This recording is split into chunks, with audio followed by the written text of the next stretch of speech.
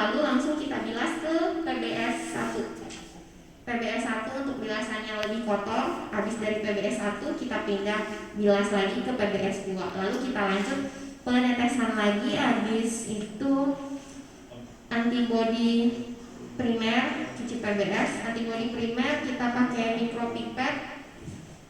Ini kita penetesan juga di sini selama 1 jam. Terus cuci PBS, secondary link, cuci PBS, paramon HRP, cuci PBS. Nah, nanti saat di tahapan nomor 15 itu sambil kita cuci PBS 5 menit, itu kita mempersiapkan DAB. Kenapa DAB ini kita buat di nomor 15? Karena DAB itu sifatnya fresh. Jadi kita menggunakan DAB itu harus fresh. Kita ketahanan DAB setelah kita buat itu kurang dari 24 jam. Jadi kalau nanti rumah sakit sudah melakukan pemeriksaan IHK, untuk sekali running itu minimal ada 2 pasien atau 8 slide supaya kita nggak boros di DAB-nya, karena DAB-nya itu harus fresh. Jadi kita nggak bisa bikin DAB barengan sama kita bikin core PBS juga antibody, itu nggak bisa. Kita bikin DAB-nya wadahnya sama kayak di antibody tadi. Jadi untuk bikin DAB itu di dalam kitnya kan juga ada DAB. Nanti 1 mili paramon DAB buffer sama 1 tetes DAB kromogen. Nah, yang DAB kromogen ini kita selalu gunakan handspoon dan masker, karena ini yang kromogennya terutama itu dia karsinogenik dan yang kromogennya. Habis itu kita tetes DAB. Nah, nanti kalau dia memang dikontrol positif, itu dia seharusnya secara kasat mata langsung kelihatan berwarna coklat. Biasanya waktunya itu 5 menit, tapi 5 menit itu maksimal. Kalau memang secara visualisasi dia udah coklat, itu belum 5 menit pun langsung kita teruskan ke air mengalir.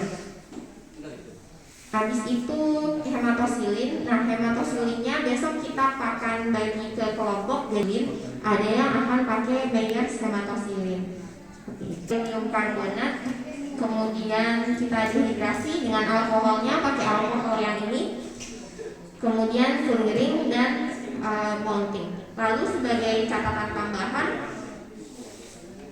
yang core tadi yang udah kita bikin itu bisa kita gunakan untuk 2 kali pengerjaan.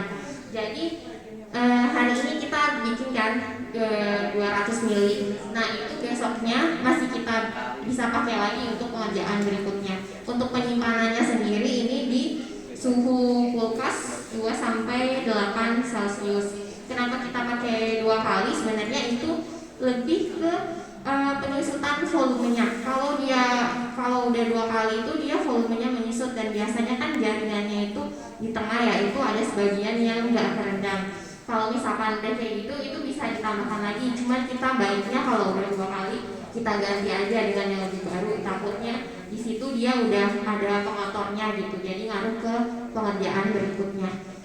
Yang PBS-nya juga seperti itu, 2 kali pemakaian. Penyimpanannya juga di kulkas suhu 2 sampai 8 Celcius seperti itu.